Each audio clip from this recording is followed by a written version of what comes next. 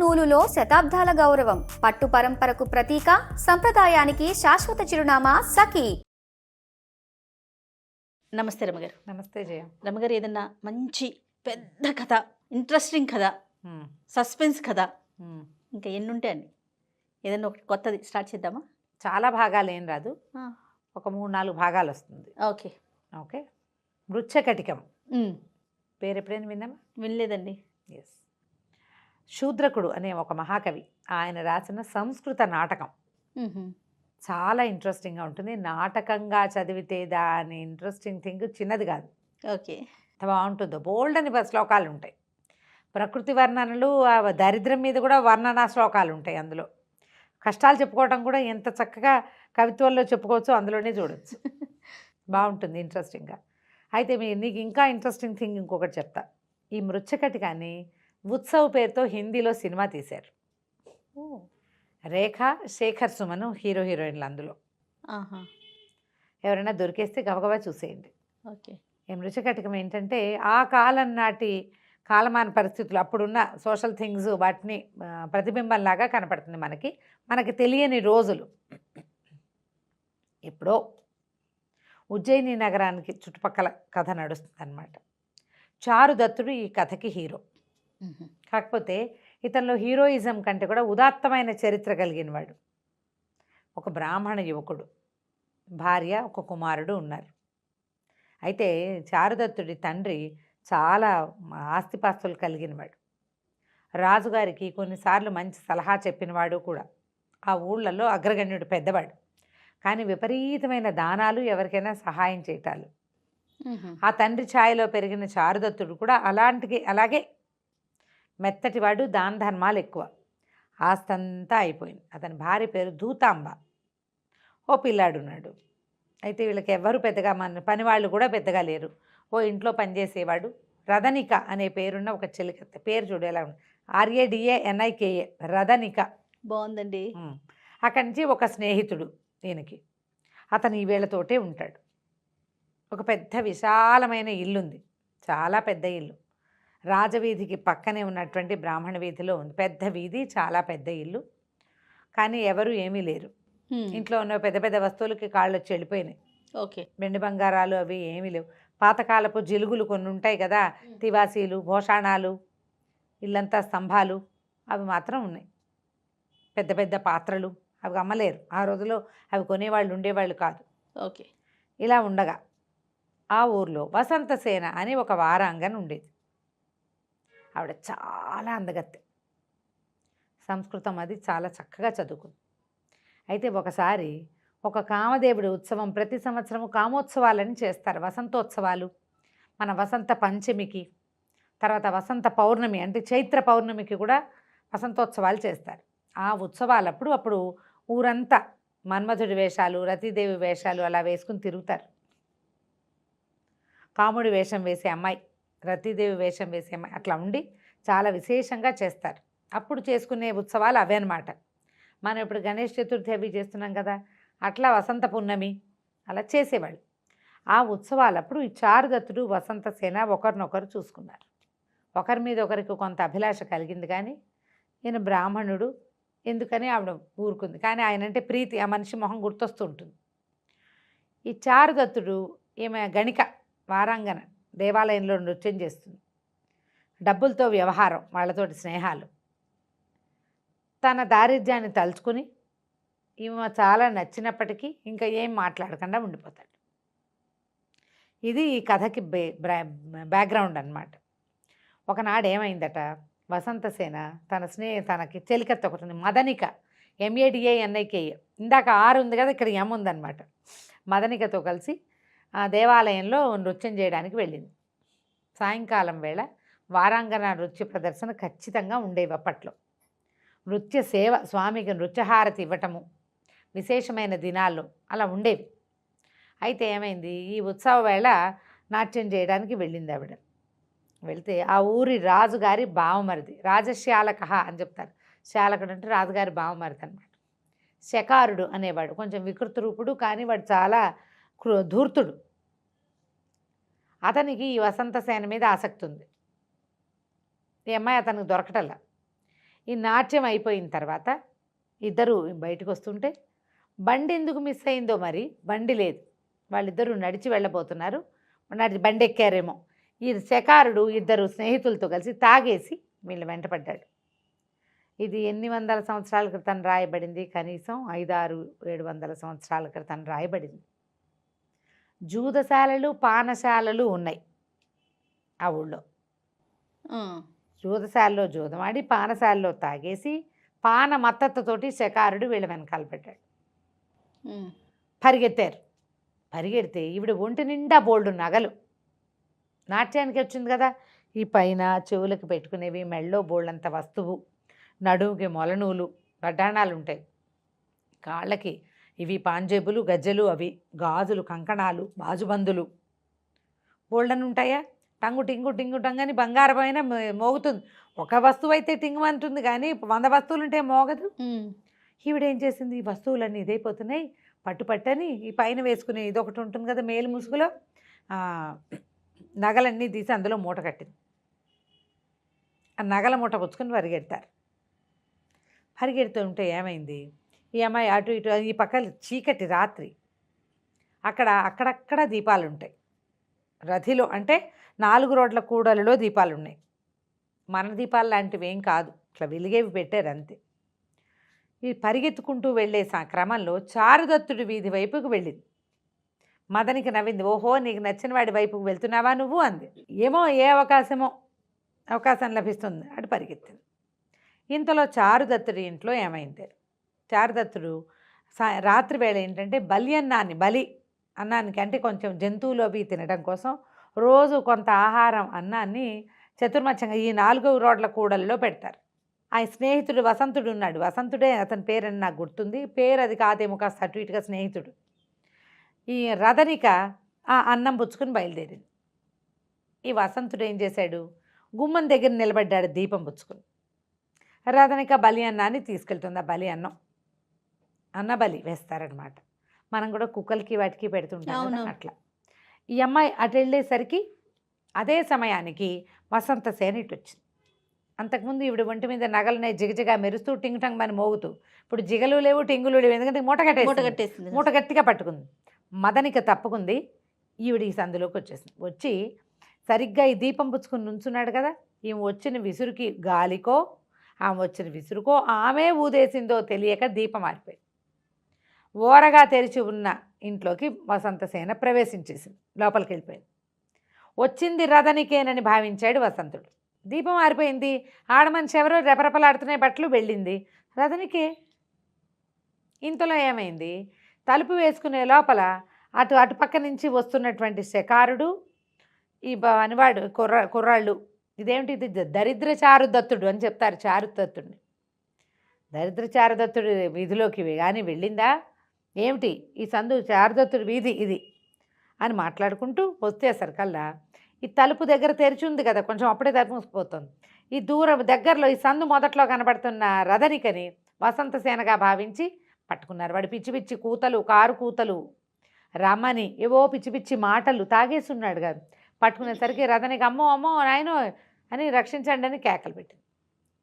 మనిషి వచ్చిందనుకున్నాను, రథనిక కేకలు పెడుతోంది. ఏమిటని ఈ చారుదత్తుడు ఈ వసంతుడు ఆయన స్నేహితుడు ఇద్దరు గబగబా బయటకు వచ్చారు. దీపం మళ్ళీ వెలిగించుకొచ్చారు. బయటకు వచ్చారు కల్లా అతనికి అమ్మాయి కొప్పు ఇతని చేతిలో ఉంది. ఇంతలో ఏమైంది, ఎప్పుడైతే దీపం పుచ్చుకుని చారుదత్తుడు కనపడ్డాడో ఈ పక్కన ఇద్దరు నుంచున్నారు కదా స్నేహితులు, వాళ్ళలో ఒకడికి చారుదత్తుడి తండ్రి చాలా సహాయం చేశాడు. ఆయన దానాలు చేసేవాడు కదా, పరుగు పోతుంది, తప్పుగా ఉంటుంది కదా, వాళ్ళు మనకు సహాయం చేసి ఇలాంటి వేషాలు ఇచ్చా చాలాగా ఒకడు తప్పుకున్నాడు, ఒకడు మిగిలాడు. సంస్కృతంలో భలే ఉంటాయి సంభాషణలు, చాలా బాగుంటాయి. అక్కడి నుంచి రథనికని వదిలేశారు. అమ్మాయి ఏడుపు గొంతుతోటి అరుస్తూ ఆ కొప్పు సవరించుకుని వచ్చేసరికల్లా ఏమిటి, నేను ఇందాక ఎవరో వచ్చారనుకున్నాను, ఏమైంది, వసంతసేన మీ ఇంట్లో దూరిందా అలాంటివి అడిగితే వీడు కేకలేశారు. మా ఇంట్లోకి ఎందుకు వస్తుంది మాకు తెలియదు అన్నారు. పైగా వీడు ఏమనుకున్నారు, వీళ్ళు కూడా సర్దుకున్నారు. ఈ రథనికనే మనం వసంతసేన ఇటు వచ్చిందని భావించాము, మందే పొరపాటని వాళ్ళిద్దరూ తాగుతూ తూలుకుంటూ పోయారు. రథనిక లోపలికి వచ్చింది. లోపలికి వచ్చాక వాళ్ళు తెలుసుకున్నారు ఈ ఇంటి లోపల వసంతసేన ఉంది. వసంతసేన ఉంది, రథనిక లోపల వచ్చేసింది. అక్కడి నుంచి వసంతసేన నమస్కారం చేసింది, నాకు అభయం ఇవ్వండి, వీళ్ళని చూసి భయంతో పారిపోయి ఇచ్చాను, తలుపు తెరిచింది, మీకు మీ ఇది లేకుండానే అంటే అనుమతి లేకుండానే ప్రవేశించాను, ఇంకేం చేయలేక అని చెప్పి అడిగేసరికల్లా చారుదత్తుడు నీకు అభయం ఇస్తున్నా, నీకేం భయం లేదు, ఉండొచ్చు, నువ్వు ఇక్కడే ఉండొచ్చు అన్నాడు. అంటే ఆవిడ నేను ఇంటికి వెళ్ళిపోతాను, ఈ నగలు కనుక వేసుకుని వెళ్ళానా, నగలు పట్టుకెళ్ళినా ఆ దుర్మార్గులు ఎక్కడ ఏం చేస్తారో తెలీదు, నా నగలు ఇక్కడ ఉంచండి, నన్ను దింపేసేయండి. ఆయనకి అట్లా రాత్రి వేళ ఆ సౌందర్యవతి అయిన ఆ స్త్రీ తన ఇంట్లోకి రావడం దాంతో నేను కొంచెం ఎక్సైట్ అవుతాడు. పైగా అమ్మాయి అంటే ఇతనికి ఇష్టం కూడా. సరే ఇతని సహాయంతో వసంతసేన ఇంటికి వెళ్ళిపోతుంది. వసంతసేన నగలు మాత్రం వీళ్ళింట్లో ఉన్నాయి. ఆయన అనుకుంటాడు ఇదేమైనా నాకు భగవంతుడు నాకు ఒక అవకాశం ఇస్తున్నాడా అని భావిస్తాడు. ఇంటికి పంపించేసిన వసంతసేన కూడా అలాగే ఈయన్ని కలుసుకోవడానికి మళ్ళీ అవకాశం లభిస్తుంది. నగలు ఎందుకు వదిలిపెట్టింది, మళ్ళీ వీళ్ళింటికి రావడం కోసమే వదిలిపెట్టి వెళ్ళిపోయింది. ఈయన చారుదత్తుడి స్నేహితుడి పేరు మర్చిపోయి నేను వసంతకుడు అని చెప్పి మైత్రేయుడు అతని పేరు. వాళ్ళు ఎంత ఆలోచించినా గుర్తురాల, కథలు ఎక్కువ చదివేసి పాత్రల పేర్లు మర్చిపోతున్నాను నేను. మైత్రేయుడు.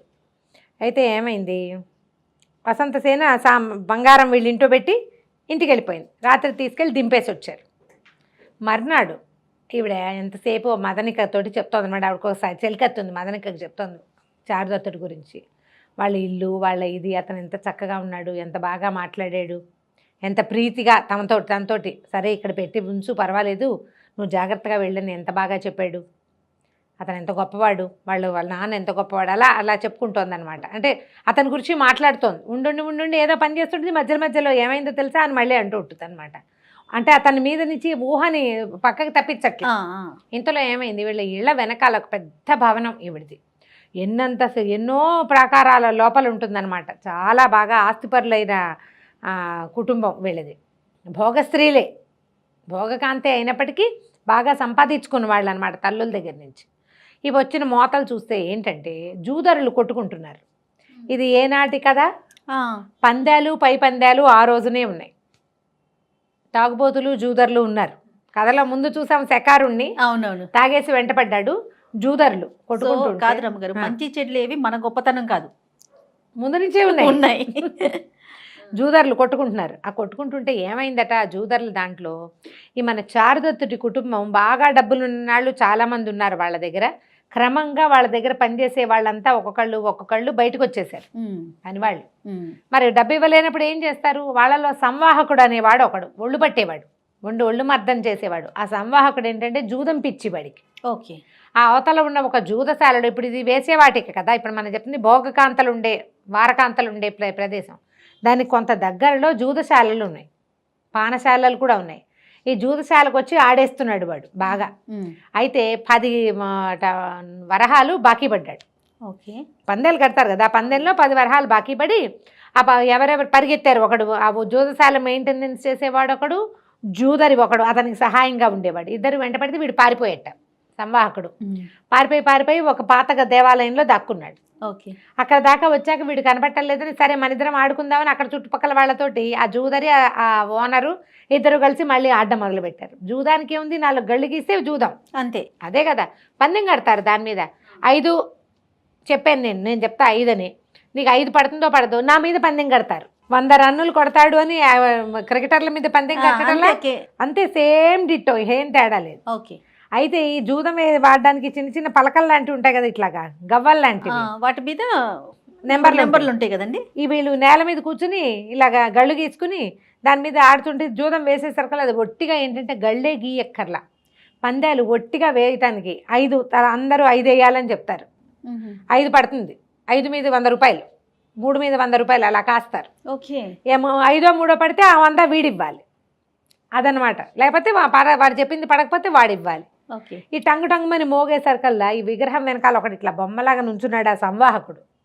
విగ్రహాల్లో విగ్రహంగా కలిసిపోయాడు.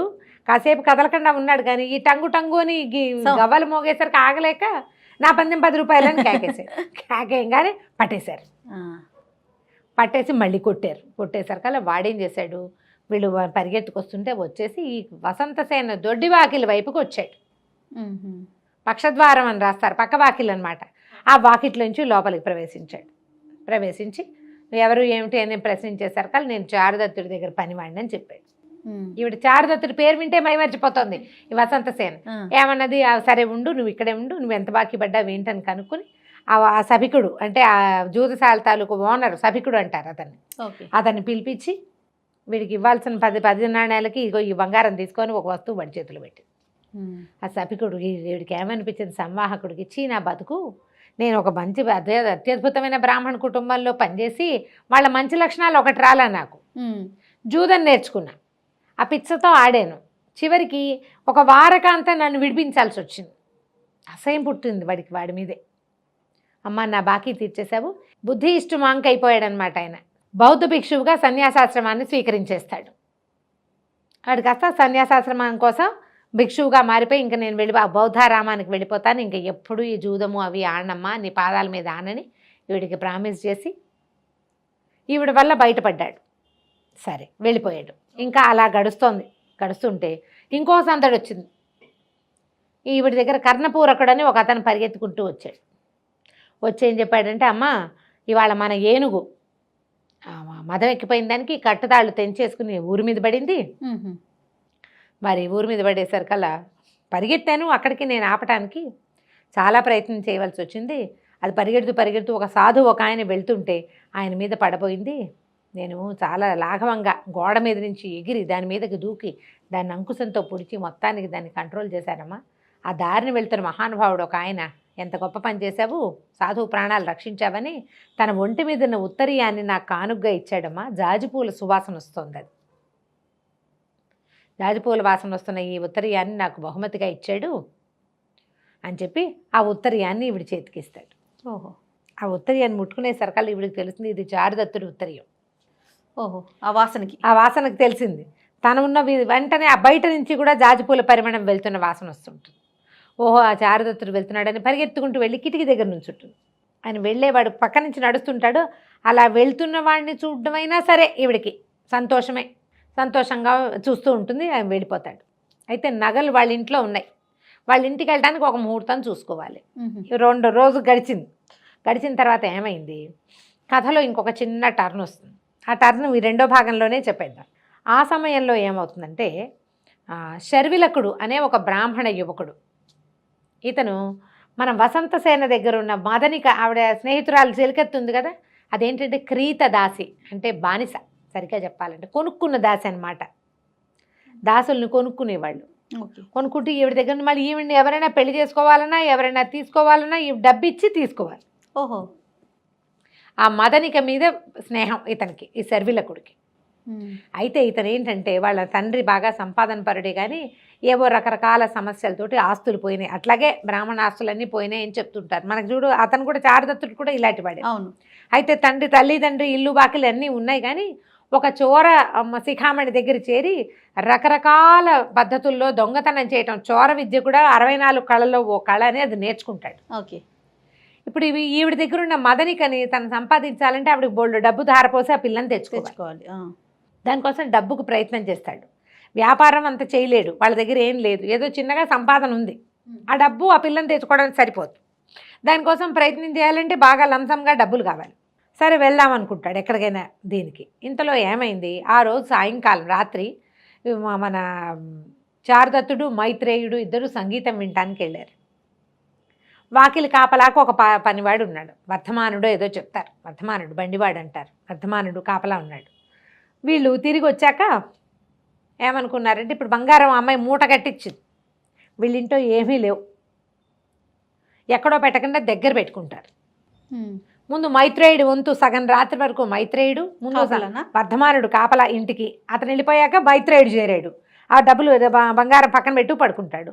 1 గంట 2 అయిన తర్వాత చారుదత్తుడికి అప్పచెప్పాలి, ఇంకోటికి అప్పచెప్పాలి బంగారం. అక్కడి నుంచి వాళ్ళు నిద్రపోతారు. అంతవరకు కాస్త మాగన్నుగా మెలకుగానే ఉంటారు, దాని జోలికి ఎవరు రాకుండా. సరే వీళ్ళు ఏమనుకున్నారు, కాపలా కాసుకుంటున్నారు వీళ్ళ దారిని వీళ్ళు. మరి బంగారం ఉంది కదా, మళ్ళీ మనకు తలకాయ నొప్పని ఈ శర్విల కూడా ఏం చేశాడు, ఆ రోడ్డు అంతా చూసి చాలా సంపన్న గృహంలాగా కనపడుతున్నటువంటి మన చారుదత్తుల గృహానికి వేయించేశాడు. సరే ఓ పక్క నుంచి చక్కగా పద్మంలాగా ఒక మంచి డిజైన్లో, ఆ గోడ కంత కొట్టడం కూడా డిజైన్లు నేర్చుకుంటాడు, స్వస్తిక్కు పద్మం అలాగా పూర్ణ కుంభము కుంభం వేస్తే చాలా మంచిది, మన పని బాగా అవుతుందని ఆ గోడ కొట్టి గోడ కంత కొట్టి ప్రవేశించాడు లోపలికి. అప్పటికి వర్ధమానుడు అన్నం తినడానికి వెళ్ళిపోయి మైత్రేయుడికి అప్పచెప్పాడు. మైత్రేయుడు ఒక చోట పడుకున్నాడు, బంగారం మూట పక్కన పెట్టుకున్నాడు. ఓకే. మన శర్విలకుడు లోపలికి ప్రవేశించాడు. చూస్తే చక్కగా వీణలు వాయిద్యాలు అన్నీ కనపడుతున్నాయి. వీళ్ళది సంపన్న గృహమే, డబ్బులు లేవు వాళ్ళ దగ్గర. ఇది వరకు అన్ని ఆస్తిపాస్తులు ఉన్నప్పుడు వాళ్ళ వాకిట్లో కంబళీలు. ఇప్పుడు డబ్బులు లేకపోయినా అవన్నీ ఎక్కడికి పోతాయి, వస్తువులు ఉంటాయిగా. ఇల్లు గ్రాండ్గా ఉంది. అంత స్తంభాలు, పాతకాలపు ఇల్లు, చక్కగా స్తంభాలు చూసి అబ్బో ఇది బాగా డబ్బులున్న వాళ్ళ ఇల్లేను అని ఒకటొకటి ఓపెన్ చేసి చూశాడు. ఎక్కడా ఏమీ కనపడలేదు. ఏంటి వీడు మనకంటే దరిద్రుడుగా ఉన్నాడు అనుకుంటూ వెళ్తూ ఏమైంది, చీకట్లో పడుకున్న మైత్రేయుడిని తగలంగానే వచ్చావా, ఇదిగో బంగారం తీసుకో, ఇక నేను నిద్రపోతాను, నాకు చాలా నిద్రగా ఉంది, ఇందాక నుంచి కష్టపడి నిద్ర ఆపుకున్నాను అని చెప్పేసి ఆ మోటిట్లా అందించాడు నిద్ర. సూపర్. ఆ చీకట్లో కనువెలుగులో ఈ సగం చిన్న అంగవస్త్రంలో మూట కట్టారు. ఒక పక్క నుంచి ధగధగలాడుతూ కనపడుతున్న వజ్రాల నగలు, ఆ బంగారపు మెరుగులు చూసేసరికల్లా నేనేం దొంగతనం చేయాలి, ఆయనే అందించాడు నాకు. దొంగతనం అంటే మనం కొట్టేస్తే తీసుకో అని ఇచ్చినప్పుడు దొంగతనం ఎందుకు కాదు కదా. ఆ మూట చేత్తో పుచ్చుకుని దొరికిందే ఛాన్స్ అని ఈ శర్విలకుడు మూట పుచ్చుకుని వెళ్ళిపోయాడు. తెల్లవారింది. న్యాసంగా వచ్చిన బంగారం ఎవరి దగ్గర ఉంది, నీకేగా ఇచ్చాను అంటాడు మైత్రేయుడు. నాకెక్కడ ఇచ్చావు? అప్పుడు తెలుసుకున్నారు. ఇంత లోపల పొద్దునే వచ్చిన రథనిక వాకిలికి గోడకి కంత కొట్టుందని ఏం పోయింది అని చూసుకున్నారు. ఏం పోయింది అనుకున్నాక బంగారం పోయింది అని అర్థమైంది. నేను రాత్రి నీకు ఇచ్చానంటాడు. నేను రాత్రి అసలు నీ దగ్గరికే రాలేదంటాడు అతను. తెల్లవారుజాముకి వీళ్ళకి తెల్లవారకుండానే వీళ్ళకి తెలిసిపోయింది బంగారం పోయింది. ఇప్పుడు ఏం చేయాలి? అది చాలా పెద్ద ఇల్లు, ఆడవాళ్ళు ఉండే గదులు వేరు, వీళ్ళు హాల్లో ఉన్నారు. ఆ వచ్చిన దొంగ హాల్లోకే వచ్చాడు. ఎవరికో ఇచ్చానని తెలుస్తోంది ఇతనికి. అది ఇతనికి ఇచ్చాడా, చారుదత్తుడికి ఇచ్చాడా, లేకపోతే ఆ వర్ధమానుడికి ఇచ్చాడో గుర్తులేదు, తెలియట్లేదు. మిత్రమా స్వీకరించు అన్నాను నేను, నువ్వు స్వీకరించావు. ఓకే, స్వీకరించింది దొంగ స్వీకరించాడని అర్థమైంది. ఇక లబో దిబో ఏమిచ్చి బాకీ తీర్చగలరు? ఏదో ఒకటి ఇవ్వాలి. ఏమున్నాయి మన దగ్గర? ఏమీ లేవు. అయితే చారుదత్తుడి భార్య ధూతాంబ, ఆవిడకి తండ్రి చాలా సంపన్న గృహస్థు. పెళ్ళప్పుడు ఆవిడకి ఇచ్చిన నగలు కొన్ని ఆవిడ దగ్గర ఉన్నాయి. ఆవిడ ఒక వెలలేని ముత్యాల హారం ఒకటి తీసిచ్చింది. ఆ నగల బదులు ఇది, ఆ వజ్రవైఢూర్యాల కంటే కూడా ఈ ముత్యాలు ఏంటంటే సముద్రంలోవి కదా. అయితే చారుదత్తుడు భార్య బంగారం వస్తువులు తీసుకోవడానికి ఇష్టపడ్డని ఇప్పుడు ఏం చేస్తుంది, రత్నషష్ఠి వ్రతం అని ఏదో వ్రతం చేసి మరి మైత్రేయుడికి కానుకగా ఈ వస్తువు ఇస్తుంది. ఓకే, మంచి ఆవిడ. ఈ రత్నాల హారం, ముక్తాహారం అంటారు. రత్నందో ముక్తావళిదో మొత్తానికి చాలా ఖరీదైనది, ముత్యాలు రత్నాలు కలిపిన ఒక హారాన్ని ఇస్తుంది. ఈ హారాన్ని మరి మైత్రేయుడి వల్ల పోయింది ఈ వస్తువు, మైత్రేయుడి వల్లే కదా పోయింది. కాబట్టి అతను దీన్ని అప్పు తీర్చేస్తాడు. ఏదో ఒకటి చెప్పి, ఏం చెప్పాలి, చారుదత్తుడు జూదగృహాల్లో నీ బంగారం అంతా పోగొట్టాడు, దాని బదులు ఇది ఇస్తున్నామని చెప్పాలనుకుంటారు. మరి ఏదో ఒకటి చెప్పాలిగా. మరి ఎలా పోయింది, దొంగతనం జరిగింది అంటే అవమానకరంగా ఉంటుంది. అలా కాకుండా జూదం ఆడాడు, జూదంలో బంగారం పోయింది, దాని బదులు ఇది ఇస్తున్నామని చెప్పి ఇద్దామని నిర్ధారించుకున్నారు. శర్విలకుడు వెళ్ళి మదనిక దగ్గరికి వెళ్ళాడు. బంగారం పుచ్చుకొచ్చాడు కదా, అక్కడి నుంచి ఏం చెప్పాడంటే ఇద్దరు కలుసుకున్నారు. సంతోషించింది. నేను నిన్ను కొనేసుకుంటాను, డబ్బులు ఇచ్చేస్తా, నేను పెళ్లి చేసుకుంటాను. ఎట్లా పెళ్లి చేసుకుంటావు, నాకు డబ్బులు ఇవ్వాలి, అంత ధనం నీ దగ్గర లేదు, నువ్వేం చేస్తావంటే, కాదు నా దగ్గర ధనం ఉంది, నేను పట్టుకొచ్చాను, దాని నగలు పట్టుకొచ్చాను, అవి ఇచ్చేసి నేను ఇచ్చేస్తానంటాడు. అనేసరికల్లా సరే ఏవి నగలు చూపించమంటుంది. నగలు తీసేసరికల్లా ఇవి నిర్ఘాంతపోతుంది మదనిక. ఆ నగలు వసంతసేనవి. ఇవి ఎక్కడి నుంచి దొరికినాయి అంటే, నేను ఎక్కడి నుంచో తెచ్చాను. రాదు, నువ్వు అబద్ధం చెప్తున్నావు, ఇవి మా అమ్మగారి నగలు, ఇప్పుడు ఏమని ఇస్తావు? నువ్వు నా మీద ప్రేమతో ఇంత పని చేసావా? వాళ్ళ ఇంట్లో దొంగతనం చేసి ఉంటావు నువ్వు. చారుదత్తుడే ఎదిగిస్తాడు నీకు, నువ్వు వెళ్ళావు వాళ్ళ ఇంటికి, దొంగతనానికి వెళ్ళావు. ఆ దొంగతనం చేసి ఆవిడ నగలు తెచ్చి ఇప్పుడు నన్ను కొనాలంటే ఎవరికి ఇవ్వాలి? ఆవిడకే డబ్బు ఇవ్వాలి. ఈ నగలు పట్టుకెళ్ళి ఆవిడకే ఇస్తావు. ఇప్పుడు ఏం చేద్దాం? ఇంత సాహసం చేశాడని సంతోషంగా ఉంది, కానీ ఈ నగలు పట్టుకెళ్ళి అక్కడికి ఇస్తే అది ఏమవుతుంది, ఇది ఎట్లా వస్తుందో అర్థం కాదు. ఏం చేయాలి అని గింజుకుంటారు. నగలు పట్టుకెళ్ళి వెనక్కి పెట్టకూడదు, వెనక్కి పెట్టడానికి వీల్లేదు. ఎట్లా పెడతాడు? మీ ఇంట్లో దొంగతనం చేశాను, మీ నగలు మీరు తీసుకోండి ఇవ్వలేడు అనలేడు కదా. ఇవ్వలేడు. ఆ. ఇప్పుడు ఈవిడికి ఇస్తే ఈవిడ ఇలా అంటుంది. వాటిని ఇంకేం చేయడానికి అవకాశం లేదు. బాగా ఆలోచిస్తే సర్వేలు అక్కడ అన్నాడు, నువ్వే సరిగ్గా ఆలోచిస్తున్నావు నాకంటే, సరిగ్గా చెప్పమంటే ఓ పని చేయి, నన్ను తీసుకోవడానికి ఈ నగలు చారుదత్తుడే నీకు ఇచ్చాడని చెప్పు, లేదా చారుదత్తుడే పంపించాడని చెప్పు. ఓకే. నన్ను తీసుకోవడానికి కాదు, చారుదత్తుడే నగలు పంపించేశాడంటే సరిపోతుంది. ఆయన ఈవిడ వచ్చేదాకా, నువ్వు వచ్చేదాకా నగలు మా ఇంట్లో పెట్టుకుంటాను అన్నాడు. అయినా సరే పంపించేశాడు. మా దరిద్రుల ఇంట్లో, మా ఇంట్లో కాపలా కష్టమని నీ నగలు నీకు చారుదత్తుడే పంపేశాడని, నేను చారుదత్తుడి దగ్గర పనిచేస్తానని చెప్పేసి నగలిచ్చే. ఇదంతా వినేసింది వసంతసేన. ఓహో.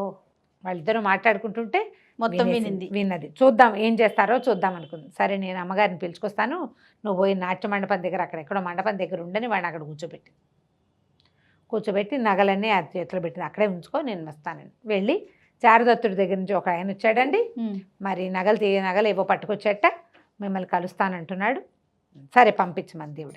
తెల్లమొహం వేసుకుని వచ్చాడు. ఇతను వెళ్ళపోతుంది, దొంగతనం బయటపడిపోతుంది. అదే.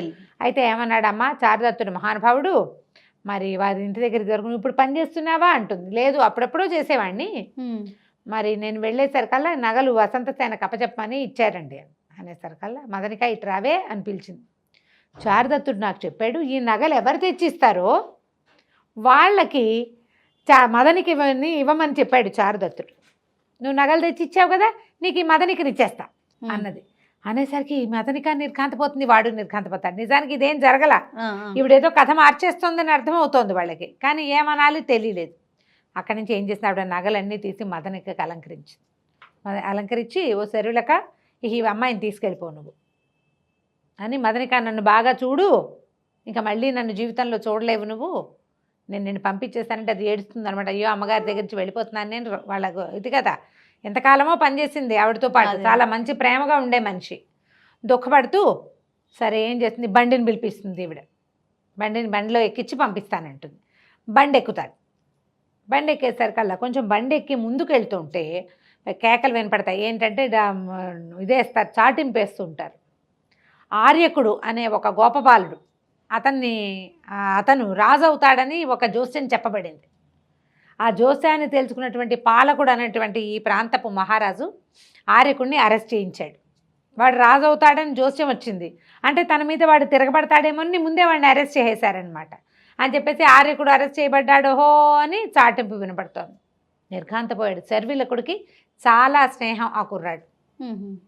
అమ్మో ఇంకేముంది, ఆర్యకుడిని పట్టుకున్నారంటే అతన్ని అరెస్ట్ చేస్తే మరి జైల్లోకి వెళ్ళిపోతాడు కదా. అక్కడి నుంచి ఏమన్నాడు, నేను ఇప్పుడు దిగి వెళ్ళిపోవాలన్నాడు. అంటే పిల్ల ఏడవటం మొదలుపెట్టింది మదనిక. నువ్వు అలా ఎలా వెళ్ళిపోతావు, మరి నన్ను వదిలిపెట్టి వెళ్తావా అంటే, అలా కాదని వాడిని అడిగాడు. వార్తకు వ్యాపారి రేభిలకుడు ఇల్లు తెలుసా నీకు అని అడిగి, ఈమెని రేభిలకుడు తన స్నేహితుడు అనమాట, అక్కడికి తీసుకెళ్ళి దింపేసి అక్కడి నుంచి మా అమ్మ నాన్న దగ్గరికి, మా ఇంటికి తీసుకెళ్ళిపోతాడు. ఓకే. ఇప్పుడు నేను వెళ్ళకపోతే ఆర్యకుడు చాలా ప్రమాదంలో పడతాడు, నేను అతన్ని రక్షించాలి, నా స్నేహితుడు, ప్రాణ స్నేహం, నేను నిన్ను దక్కించుకోవడానికి ఇంత ప్రయత్నం చేశా, స్నేహితుడిని దక్కించుకోవడానికి కూడా ఏదో ఒక ప్రయత్నం నేను చేయాలి కదా అని చెప్పి బండి దిగి వెళ్ళిపోతాడు. ఆ బండిలో మదనిక కూర్చుని రేభిలకుడికి ఇంటికి వెళ్ళిపోతుంది. రేభిలుడు వాళ్ళ ఇంటికి వెళ్ళిపోతుంది. సరే ఇంతలో ఏమవుతుంది, ఇక్కడ మన చారుదత్తుడి ఇంట్లో నుంచి మైత్రేయుడు బయలుదేరుతాడు. వదిన గారు ఇచ్చిన రత్నమాలను తీసుకుని, ముత్యాల దండో రత్నాల దండో అది ఒక హారం, ఆ హారాన్ని తీసుకుని వసంతసేన ఇంటికి వస్తాడు. వచ్చేసరికల్లా ఏమవుతుంది, వాకిట్లో చూస్తే అబ్బో పెద్ద మహాహర్మ్యం అది. వీళ్ళు ఎంతమంది దగ్గర కొట్టేస్తే ఇంత డబ్బులు వచ్చినాయి వీళ్ళకి అనిపిస్తుంది మైత్రేయుడికి. వారాంగనకి అంత సంపద ఉందంటే ఎన్ని తరాలుగా వీళ్ళు ఎంతమంది దగ్గర నుంచి ఎంతంత సంపద వచ్చింది, ఎందరు రాజులను వ్యాపారస్తులను వీళ్ళు రంజింపజేస్తే వస్తుంది ఇదంతా. అలా అనుకుంటూ ఒకళ్ళ బయట నుంచి వచ్చేసరికల్లా ఓ పని మనిషి ఎవరో చూస్తారు, సరే రండి అని లోపల తీసుకెళ్తారు. ఒక్కోటి దాటుతాడు. మణులు, మాణిక్యాలు, కొన్ని చోట్ల ఎండబెట్టిన రకరకాల సుగంధ ద్రవ్యాలు, ఓ దాంట్లో ఏనుగులు కూడా ఉన్నాయి ఆవిడకి. వాళ్ళ ఇంట్లో ఏనుగులు, గుర్రాలు, ఎడ్లబళ్ళు, బోళ్ళంతమంది మనుషులు, వంటలు గుమగుమలాడుతూ, సుగంధ ద్రవ్యాలు, అక్కడి నుంచి అలంకరించుకున్న ఎంతోమంది స్త్రీలు, వాళ్ళ కోసం వచ్చినటువంటి విటులు, సంగీతాలు, పాటలు, పద్యాలు ఎన్నో. ఒక్కొక్క ఇది దాటుతూ ఉంటే, ఒక్కొక్క గుమ్మము దాటుతుంటే ఒక్కో ప్రాకారంలోనూ ఎంతమందో ఎంత హడావిడో.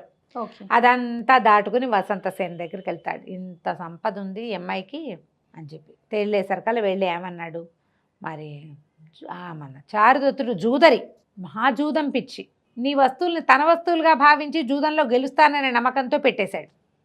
ఆవిడకు నవ్వొచ్చింది. ఏమిటి జూదంలో పెట్టాడు ఆ చారుదత్తుడు? అవునన్నాడు. అవును, ఓడిపోయాడు. ఓ. దొంగతనం జరిగిన వస్తువుని దొంగతనం అయింది అని చేతులు దులుపుకోకుండా జూదంలో పోగొట్టాడని తను జూదరవడానికి కూడా రెడీ అయ్యాడు ఆయన. అయితే ఆ వస్తువుకి సామ్యం వచ్చేటువంటి అంతకంటే ఎక్కువ ఖరీదైన ఈ రత్నమాలని నీకు పంపించాడు. ఆవిడ ఆ రత్నమాలను చూస్తుంది. నేను ఇది తీసుకోలేను అంటుంది. కాదు, నువ్వు తీసుకోవాలి, మరి వదిన గారు ఇచ్చారు, ఆవిడ పుట్టింటి నుంచి వచ్చిన వస్తువు అని చెప్తాడు. చెప్పేసరికల్లా అసలు వీడికి మంచి సంతోషం వస్తుంది. అది తీసుకుంటుంది, చేత్తో పుచ్చుకుంటుంది. నన్ను గౌరవించారనుకుంటుంది. మరి సాయంకాలం నేను కలవడానికి వస్తానని చెప్పమంటుంది. ఇంటికి వస్తాను అని. వారాంగన ఇంటికి వస్తానంటే ఏమిటి అర్థం? దీనికి ఒళ్ళు మండిపోతుంది మైత్రేయుడికి. నీ వస్తువులు పోయినాయి, మేమేమో ఇంకా చాలా గొప్ప హారాన్ని ఇచ్చాము, ఇంకా మా వాడి దగ్గర ఏముందని వస్తుంది ఈవిడ? ఎంతమంది సంపదో ఇంట్లో అంతా కనపడుతోంది. సరే, నచ్చదు అతనికి. సరేనంటాడు, కానీ చెప్పాలి కదా. సరేనని ఒప్పుకుంటాడు. వెనక్కి వెళ్తాడు. ఇంటికి వెళ్ళాక ఆవిడ చెప్తాడు అతనికి, నువ్వు వర్తకంలో పోగొట్టావని చెప్పాను, అదే జూదంలో. అయినా సరే ఆవిడ వస్తానంటోంది, ఇంకా ఏం తీసుకుంటుంది? రత్నమాల తీసుకొని ఎందుకు తీసుకోదు? వాళ్ళు అట్లాంటి వాళ్ళే దొంగమొహాలు అంటాడనమాట. వాళ్ళు అందుకే, లేకపోతే వాళ్ళ ఇంట్లో అంత సంపద ఎక్కడొచ్చింది? ఆవిడ ఏమైనా రాజ్యాలు వెళ్ళిందా రావడానికి? ఏమైనా ఇది ఉందా? కత్తి కటారు వచ్చా? వాళ్ళకి రాదు. వాళ్ళు ఇవే చేస్తారు.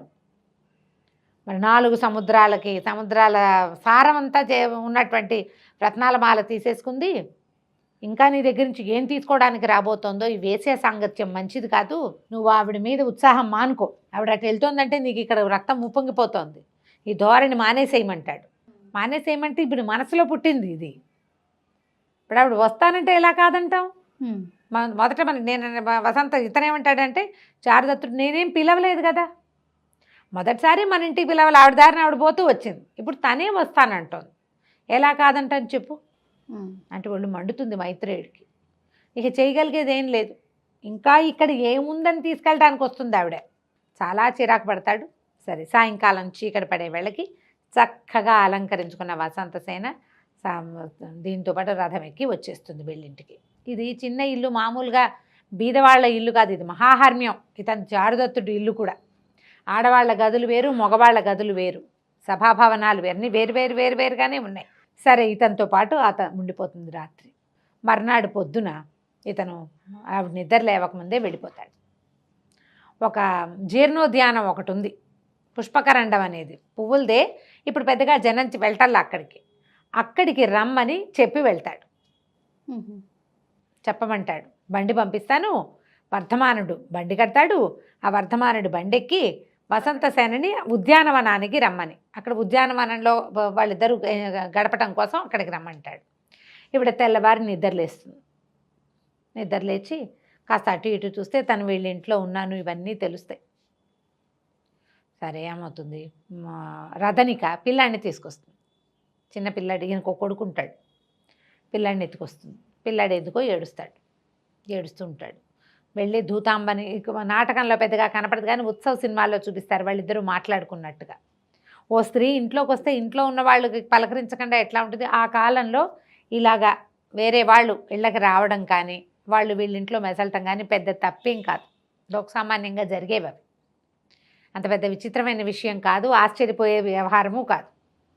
అయితే ఏమవుతుంది, పిల్లాడిని చూసి ముద్దు చేస్తుంది. చారుదత్తుడు కొడుకు చారుదత్తుడిని ప్రేమిస్తోంది ఆవిడ. పిల్లాడిని ముద్దు చేస్తుంది. పిల్లాడు ఏడుస్తూ వస్తాడు. ఓ బండి ఏదో పుచ్చుకొస్తాడు, చిన్న బండి పెట్టుకుని టమా అని తిరుగుతూ ఉండే బండి అనమాట, మట్టితో చేసింది. అయితే పిల్లాడు ఏమంటాడంటే, వాళ్ళందరి దగ్గర బంగారు బళ్ళు ఉన్నాయి, నా దగ్గర లేదు, నాకు అది కావాలి, బంగారు బండి కొనిపెట్టమంటే, మన దగ్గర ఏముంది నాయన, మట్టి బండితోటే మనం ఆడుకోవాలని రథనిక తల్లి చెప్తారు. వీడు చాలా దుఃఖం వస్తుంది వసంతసేనకి. వాళ్ళ ఇంట్లో నా వస్తువులు పోతే, నా వస్తువు ఉంటే పిల్లాడికి ఇవ్వాల, పోగొట్టుకుని దొంగతనం జరిగితే దొంగతనం అయింది మాకు సంబంధం లేదు అని అనకుండా వాళ్ళ దగ్గర ఉన్న అత్యంత ఖరీదైన వస్తువుని నాకు ఇచ్చేశారు. పిల్లాడి సరదా తీర్చడానికి కూడా చారుదత్తుడికి శక్తి లేదు, అయినా కూడా మాట మీద నిలబడి ఉన్నాడు. అని చెప్పి పిల్లాడిని దగ్గర పిలిచి కూర్చోబెట్టుకుంటుంది. తన మెడలో నుంచి ఒక్కో బంగారు వస్తువు ఆ మట్టి బండి మీద వేస్తుంది. దాన్ని నిండా పెట్టి దీంతో బంగారు బండి చేయించుకో వీటితోటి నువ్వు అని చెప్పి ఆ బండికి అలంకారం చేస్తుంది అనమాట. ఆ బండి పుచ్చుకుని తిరుగుతూ ఉంటాడు పిల్లాడు అటు ఇటు. మృత్ శకటికము, మట్టి బండి. వాడి దగ్గర ఉండేది మట్టి బండి, దాన్ని బంగారం వేసి దాన్ని బంగారు బండిని చేసిందనమాట. నువ్వు ఆడుకోమంటుంది. పిల్లాడికి మంచి సరదా వస్తుంది. దగదగలాడే వస్తువులు చూసేసరికల్లా సంతోషంగా అటు ఇటు తిరుగుతాడు. ఈ లోపల వర్ధమానుడు వచ్చి బండి వచ్చింది అమ్మగారిని రమ్మంటే, ఈ లోపల ఈవిడ దగ్గర ఇంకోటి చతురికో ఎవరో వస్తారు. ఈవిడ చెలికత్తే అలంకరించుకుంటోంది వస్తుందండి. ఈవిడ చక్కగా శుభ్రంగా స్నానం చేసి చక్కగా కొన్ని నగలు పిల్లాడికి ఇచ్చేసింది కదా, ఏదో నామమాత్రపు నగలు వేసుకుని అలంకారం చేసుకుని బయలుదేరుతుంది. ఇంతలో ఏమవుతుందంటే రాజుగారి బావమరిది శకారుడు కోసం ఒక బండి, శకారుడు ఆ జీర్ణోద్యానంలో ఉన్నాడని అతని కోసం ఒక బండి వెళ్తోంది. స్థావరకుడు ఆ బండితోలే వాడి పేరు. ఆ స్థావరకుడి బండి వర్ధమానుడి బండి రెండు ఒకేసారి వస్తాయి వీధిలోకి.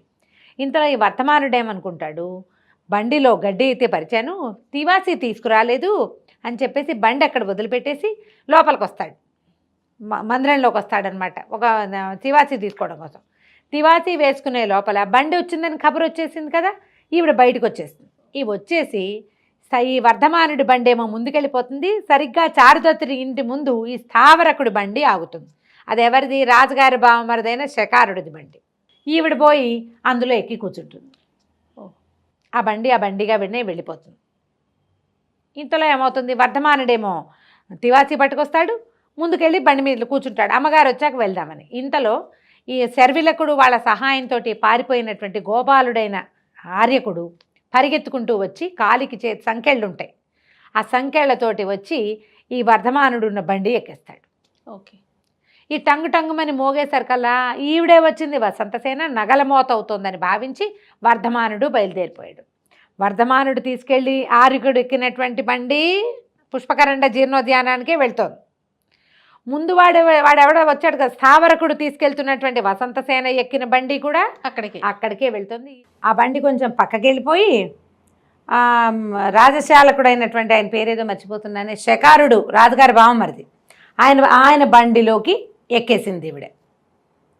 బండి దాని దారిని అది వెళ్ళిపోయింది. ఈ బండి కూడా ఇప్పుడు శకారుడు మన చారుదత్తుడు పంపించిన బండిలో ఈ శర్విలకుడు వాళ్ళ సహాయంతో పారిపోతున్నటువంటి ఆర్యకుడు, ఒక గోపబాలుడని, అతన్ని రాజుగారు అరెస్ట్ చేశారని ముందు భాగంలో చెప్పాం. సరే అతను తప్పించుకుని ఆర్యకుడు దొరికిన బండి, తనకు కనపడిన బండి ఎక్కేసాడు. ఓకే. ఆ బండి ఎవరిది? చారుదత్తుడి బండి. 2 బళ్ళు పోతున్నాయి. అయితే అది వాళ్ళు జీర్ణోద్యానము చాలా పెద్దది, పుష్పకరండ జీర్ణోద్యానం అదే దాని పేరు. అది చాలా పెద్దది. వీడికి అలవాటైన గేట్లో నుంచి వీడు వెళ్ళిపోయాడు ఒకడు. చారుదత్తుడు ఉన్నదానికి చారుదత్తుడి బండికి వాళ్ళకి తెలుసు కదా తను ఎక్కడున్నాడో, ఆ పక్కకి ఆ బండి వెళ్ళిపోయింది. తీరా బండి వెళ్తే ఇంక ఎక్సైట్మెంట్, వసంతసేన వచ్చింది తన కోసం అని. ఆ బండిలో చూస్తే ఈ ఆర్యకుడు కనపడ్డాడు.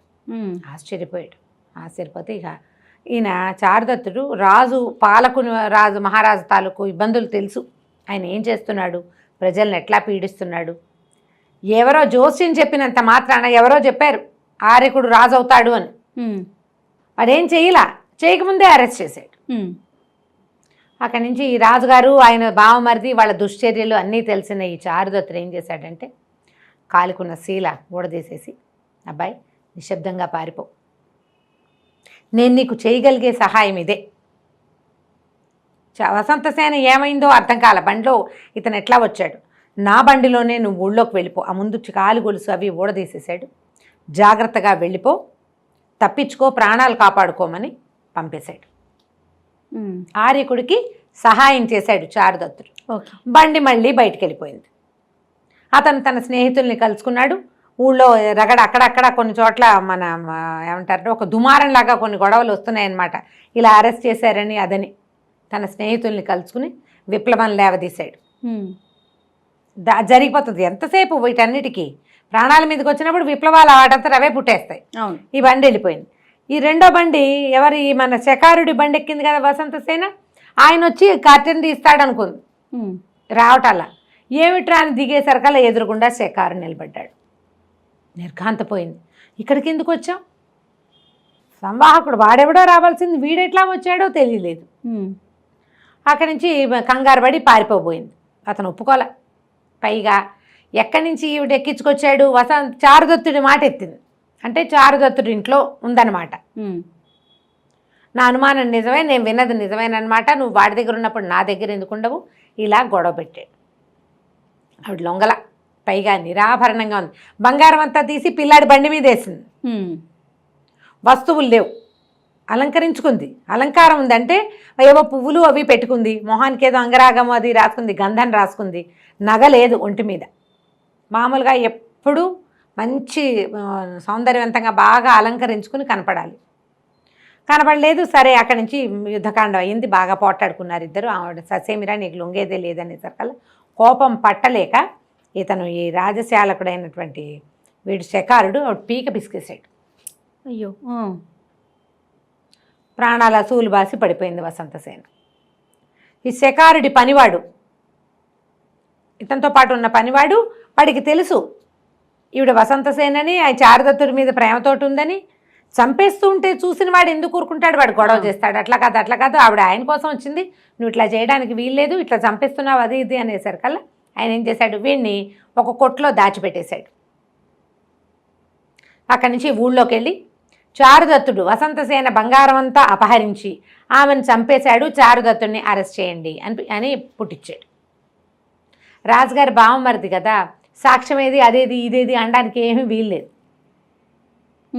ఈ వెళ్ళేటప్పుడు ఏం చేశాడు, పదిపోయిన వసంతసేన మీదకి ఆ చుట్టుపక్కల ఉన్న ఆకుల అలమలు కొంచెం ఇట్లా కొబ్బరి మట్టలు తాటి మట్టలు అవి ఉంటే ఆమె మీదకి లాగేసి వెళ్ళిపోయాడు ఊళ్ళోకి. ఇంతలో ఏమైంది, చారుదత్తుడు ఇతను ఇక్కడే ఉన్నాడు, ఉద్యానవనం దగ్గరే రెండో పక్కన ఉన్నాడు కదా. చారుదత్తుడు ఇక్కడే ఉన్నాడు, ఆయనకి చెప్పేస్తానని పనివాడు అనేసరికల్లా పనివాడినేమో తొక్కిపట్టి చారుదత్తుడిని అరెస్ట్ చేయించారు. అరెస్ట్ చేస్తే ఇంకేముంది, పట్టుపోయారు. పట్టుకెళ్ళిపోతే ప్రాడ్వాకులు వాళ్ళు వీళ్ళు వెంటనే ఇప్పుడు దీనికి ఏమి ఎక్కువ లేట్ చేయలే. ఆయనకి ఏంటంటే వసంతసేన తనకి దక్కలేదు కాబట్టి వసంతసేనకి ప్రియుడు అని భావించబడుతున్న చారుదత్తుని చంపేయాలి. ఆ రాజ్యంలో పద్ధతులు అవి. అందుకే వాళ్ళు దుర్మార్గులుగా ఉన్నారనమాట. వాళ్ళ అమ్మని పిలిచారు, వసంతసేన వాళ్ళ అమ్మని పిలిస్తే ఆవిడేం చేస్తుంది, మరి నాకేం తెలీదు, ఈయనేమి మరి అదంతా ఏం జరిగిందో ఏమీ వివరం చెప్పలేదు. అమ్మాయి వెళ్ళింది అంతమటుకే తెలుసు. ఈయన చాలా మంచివాడు చారుదత్తుడు, మా పిల్ల ఇతన్ని ప్రేమించింది. చంపేసేంత ఎందుకు చేస్తాడు అనేది ఎవరికి అర్థం కాని వ్యవహారము. అసలు అది భలే ఉంటుంది. ఆ కోర్టు సీన్ అవి చాలా ఇంట్రెస్టింగ్గా ఉంటాయి డైలాగులు. ఒక న్యాయాధికారిని పిలిస్తే వాడేమో ఈ శకారుడి వల్ల ఇబ్బంది పడ్డవాడు ఒకడు, శకారుడి వల్ల ఏదో ఇంకో కేసులో లాభపడ్డవాడు ఒకడు. అలాంటి వాళ్ళని పెట్టుకుంటారు. పనివాడు సాక్ష్యం చెప్పడానికి వస్తాడని వాడిని ఒక మేడలో బంధిస్తాడు. వాడు చెప్తాడు కదా ఈయనే పీకి పిసికేశాడని. ఈ గందరగోళం అవుతుంటుంది. ఇది కాకుండా ఓ పక్కన రాజ్యంలో అల్లర్లు, తప్పించుకున్న ఆర్యకుడు, అతని స్నేహితులు శర్విలకుడు, వీళ్ళంతా తలా ఒక పక్క నుంచి విప్లవాలు లేవదీస్తూ గందరగోళంగా ఉంటుంది. ఆ సందట్లోనే ఈ చారుదత్తుని చంపేయాలని చారుదత్తుడికి ఊరేస్తారు. మరి స్త్రీని హత్యకి శ్రీహత్య మహాపాతకం. శ్రీహత్య చేసిన వాడికి ఉరి తీయటమే. ఆవిడ ఏం చెప్పాలో అర్థం కాదు. వసంతసేన వాళ్ళ మరి నా పిల్ల ఏంటి ఏమో చంపేశాడు అంతే. చంపేశాక ఏది బాడీ ఏది, ఇవేమున్నాయి, మార్క్స్ ఏమున్నాయి, గుర్తులు ఏమున్నాయి, అలాంటివి చెప్పడానికి ఏమీ లేదు. శకారుడు చెప్తున్నాడు కదా, నేనే చూశానంటాడు. నేను చూశానని చెప్తున్నాడు. దాంతో ఈయన కాస్త ఉరిశిక్షేశారు. ఇంతలో ఈ వార్త కార్చిచ్చులాగా ఊరంతా వచ్చింది, చారుదత్తుడికి ఉరేశారు అని. అందరూ ఆశ్చర్యపోయారు. అదే చాలా మంచివాడు, వసంతసేన చంపడం అండి. ఆయన అసలు వేశ్యాలోలపత్వమే లేదు ఆయన దగ్గర. ఎంతమందో అతని వల్ల సహాయం పొందిన వాళ్ళు, భార్య కొడుకు, ఆ ఇంట్లో ఉండే రథనిక, ఈయన ఫ్రెండ్ మైత్రేయుడు, బండివాడు, అందరూ కలిసి లబోదిబోమని ఏడుస్తూ న్యాయస్థానం దగ్గరకు వచ్చారు. ఇక ఉరి తప్పదు. ఇంతలో అక్కడ ఏమైంది, పుష్పకనండ జీర్ణోద్యానంలో ఈవిడ చెట్ల ఆకుల కింద పడుంది కదా. ఈవిడ ఇంతకుముందు చారుదత్తుడి ఇంట్లో పనివాడు ఒకడు జూదంలో డబ్బులు కొట్టి ఓడిపోతే అతనికి డబ్బు కట్టి నగిచ్చి విడిపించింది. అవును. ఆయన ఏం చేశాడు, బౌద్ధ శ్రమణకుడుగా మారాడు. ఆయన ఏం చేశాడు, అక్కడున్న జీర్ణకరండ ఉద్యానవనానికి జపం చేసుకోవడానికి వచ్చి తన బట్టలు ఆ పక్కనున్న మడుగులో జాడించుకొచ్చాడు. బట్టలు ఆరేయటానికి సాధారణంగా ఏం చేసేవాళ్ళు, అప్పట్లో బట్టలు పిండేసేసి ఇట్లా నేల మీద విశాలంగా పరిస్తే చాకళ్ళు అలాగే వేసేవాళ్ళు చూడు, మన ఊళ్ళలో కూడా కనబడతాయి చెరువు గట్ల మీద. ఈ చీవరాన్ని ఇలా పరిచాడు. ఆ తడిచి వరపు నీళ్లు పడి ఇప్పుడు స్పృహ తప్పి ఉన్న వసంతసేన లేచి కూర్చుంది. ఓహో. నిర్ఘాంతపడి అదేమిటమ్మా నువ్వు ఇక్కడికి ఎందుకు వచ్చావు, ఇక్కడ ఉన్నావేమిటి అని అనేసరికల్లా ఏం చెప్పింది, ఆ సిగ్గుపడింది ఆయన శ్రమణకుడు. చారుదత్తుడి కోసం అని చెప్పకుండా శాఖ బండి మీద వచ్చాను, ఇలా వచ్చా, ఏదో బండి అనుకుని పొరపాటున ఎక్కాను, శకారుడు ఇట్లా చేశాడు అనేసరికల్లా పదమ్మ మనం వెళ్దాం, అది చాలా దూరం. సరే ఆయన ఏం చేశాడు, ఆరేసిన చీవరాన్ని కట్టుకుని ఈవిడిని వెంబడి పెట్టుకుని కాస్త ముందు సేద్దించి కాసిన మంచినీళ్ళు ఇచ్చి తీసుకుపోయాడు ఇంటికి. ఈవిడ ఇంటికి వెళ్ళేసరికల్లా అక్కడ ఇది కనపడుతుంది గొడవ. చారుదత్తుడికి ఊరేశారంటే ఈవిడ బతికే ఉంది కదా. అక్కడి నుంచి భార్య వాళ్ళు అక్కడికి వచ్చారు. ఈవిడ కూడా పరిగెత్తుకుంటూ వధ్యస్థానానికి వెళ్ళింది. ఈ వధ్యస్థానానికి వెళ్ళే దారిలో చారుదత్తుడిని ఊరేగింపుగా తీసుకొస్తుంటే జనమంతా ఆశ్చర్యపోతా, ఇతను ఇట్లాంటి వాడా, ఎప్పుడు వినలేదే, వీళ్ళ నాన్న చాలా గొప్పవాడు, ఇతను చాలా మంచివాడు అని చెప్పుకుంటున్నారు. ఈ ఎక్కడైతే ఈ పనివాడిని బంధించారో ఆ బిల్డింగ్ పక్క నుంచి వెళ్ళేసరికి వాడు ఎలాగైనా సరే సాక్ష్యం చెప్పేయాలని వాడికి కూడా ఒక దశలో చారుదత్తుడి వల్ల ఒక 10 దినారాలు ముట్టినాయి. 10 వరహాలు ముట్టినా ముట్టకపోయినా ఇది తప్పు. ఆయన చంపేసి ఈయన మీద పెడితే ఎట్లా? అక్కడి నుంచి వాడు ఆ పైనుంచి దూకేస్తాడు. దూకేస్తే మావిటి వాడి శకారుడు చూస్తాడు, మావిటికి చెప్తాడు, అరే వాడిని తొక్కిచేయరా అంటాడు. తప్పించుకుంటాడు. వాడు పరిగెత్తుకుంటూ వస్తాడు. వచ్చేసరికల్లా వాడు వచ్చి సాక్ష్యం చెప్తాడు, కాదు చారుదత్తుడు కాదని శకారుడే చంపాడు అనేసరికల్లా ఈ వధ్యస్థానంలో ఉన్న వాళ్ళంతా ఏమంటారు, ఈయన శకారుడు అంటే వీడికి నేను జీతం ఇవ్వలేదు అందుకు రెండాపుత్రుడు అంటాడు. వాడి పేరే అలా పిలుస్తాడనమాట. వీడు ఇలా దొంగ మాటలు చెప్తున్నాడు, నాకు ఈ శిక్ష నాకు పడాలని అని చెప్పేసి వాడిని నోరు వేయించేస్తారు. పైదాకా వెళ్ళేసరికల్లా ఏడ్చి శోకాలు పెడతారు. ఈయన చారుదత్తుడి భార్య కొడుకు ఏడుస్తూ ఉంటారు. మరి ఒట్టి పుణ్యానికి చావే కదా అది. సరే ఆఖరి కోరిక తీర్చాలనుకుంటారు. ఒకసారి పిల్లాన్ని చూపించమంటారు. ఇంతలో వసంతసేన పరిగెత్తుకుంటూ వస్తుంది, నిరాభరణంగా పరిగెత్తుకుంటూ వచ్చేసరికి వీళ్ళు వధ్యస్థానంలో తలార్లు ఆయన శిక్ష విధించాల్సిన వాళ్ళు ఉన్నారు. వాళ్ళు ఆశ్చర్యపోతారు. ఈయన మీద ఉన్న అలిగేషన్ ఏమిటి, అభియోగం, వసంతసేన అనే వేశ్యా శ్రేష్ఠురాల్ని ఈయన చంపేశాడు, ఆ నేరం మీద ఈయన్ని ఉరదీస్తున్నాము అని. ఆ వసంతసేన ఎదురుగుండా నుంచి నేనే వసంతసేనని అనేసరికి వీడు నిర్ఘాతపోయారు. ఇదేంట్రా దేవుడా, ఎవరిని చంపాడని దీనికి శిక్ష ఇస్తున్నామో ఆవిడేమో ఎదురుగుండా కనపడతారు. అక్కడి నుంచి ప్రాడ్వాకులను ఎవరినో పిలుచుకొస్తారు. పిలుచుకొచ్చేసరికల్లా ఇగో ఇది జరుగుతుంది. ఇంతలో శర్విలకుడు పరిగెత్తుకుంటూ వస్తాడు. వచ్చి శిక్ష ఆపండి, చారుదత్తుడికి శిక్ష వేయడానికి వీల్లేదు, పాలక మహారాజుని ఆర్యకుడు చంపేశాడు, ఆర్యకుడే ఇప్పుడు రాజు, ఈ దొంగ శిక్షలు ఇవన్నీ ఏ రకమైన విచారణ లేకుండా వేసే శిక్షల్ని ఆపేసేయాలి. ఈ అమ్మాయికి వసంతసేన కూడా వచ్చింది కదా, ఆవిడని చూసి దండం పెడతాడు. ఇంతలో శకారుడి వెంటనే అర్థమైందనమాట, శకారుడే ఇట్లా నన్ను ఇలా చేశాడని చెప్పంగానే ముందు శకారుడిని అరెస్ట్ చేయిస్తారు. పాలకుడు అనే మహారాజుని శకారుడిని ఇద్దరిని జైల్లో బారేస్తారు. జైల్లో పెడతామంటారు. శకారుడికి ఊరేసేయమంటారు. సరే ఒక పూట కాస్త టైం గడవగానే ఆర్యకుడి దగ్గర నుంచి ఒక శాసనం, ఒక ఉత్తరం వస్తుంది. ఆ ఉత్తరం ఏంటంటే చారుదత్తుడిని ఈ రాజ్యానికి కుశావతినో ఏదో రాజ్యానికి రాజు చేస్తున్నట్టు. ఓకే, ఆయన వల్లే కదా తను తప్పించుకోగలిగాడు అని చెప్పి చారుదత్తుడికి తన పూర్వ సంపదలన్నీ వెనక్కి ఇచ్చేటట్టు రాజుగారు లాక్కున్నవి ఈ ప్రాంతానికి పాలకుడుగా అతన్ని చేస్తున్నట్టు. ఆ ఉత్తరం చదువుకుంటారు. ఈయన భార్య ఏం చేస్తుందంటే చారుదత్తుడి భార్య, ఈ అమ్మాయి రావటం వల్ల కదా ఇది జరిగింది. ఆ అమ్మాయి నగల వల్లే శర్విలకుడు వీళ్ళకి ఫర్ అయ్యాడు. ఆ శర్విలకుడు వల్లే ఆర్యకుడు పారిపోగలిగాడు. పారిపోయిన ఆర్యకుడు మళ్ళీ మనకు చారుదత్తుడి దగ్గరకు వచ్చాడు. ఆవిడ ఈ అమ్మాయిని నువ్వు చేపట్టచ్చు, నీతో ఉంచుకోవచ్చు అని భర్తకి పర్మిషన్ ఇచ్చేస్తుంది. దూతాంబ వసంతసేనలతోటి మన చారుదత్తుడు రాజు అవుతాడు. అయితే శకారుణ్ణి పాలక మహారాజుని వధించేస్తాడు ఆర్యకుడు. రాజుని చంపేస్తాడు. శకారుడికి శిక్ష వెయ్యరు. ఉరి శిక్ష అంటే ప్రాణ తీసేది చేయరనమాట. ఏమనాలి, మరణశిక్ష విధించరు. కేవలం జైలు మాత్రమే వేస్తారు. ఏదో తాగుబోతానంతో చేశాడు తప్ప తెలివి తక్కువవాడు, తాగుబోతువాడు, తొందరపాటువాడు. అంతేగాని ఇంకా ఎవరిని చంపడానికి దానికి అతను ఏం చేయలేదు కాబట్టి ఆ మరణశిక్షను రద్దు చేసి జైల్లో పెడతారు. ఓకే, ఆ తర్వాత ఈ ప్రాంతానికి పాలకుడుగా చారుదత్తుడిని చేస్తారనమాట. ఆయన రాజు అయిపోతాడు. పూర్వ సంపదలన్నీ వస్తాయి. ఆయన స్నేహితుడు, కొడుకు అందరూ హాయిగా ఉంటారు. మృచ్ఛకటికంతో ఆడుకునే ఆయన కొడుకు మళ్ళీ బంగారు కటికంతో ఆడుకుంటాడు.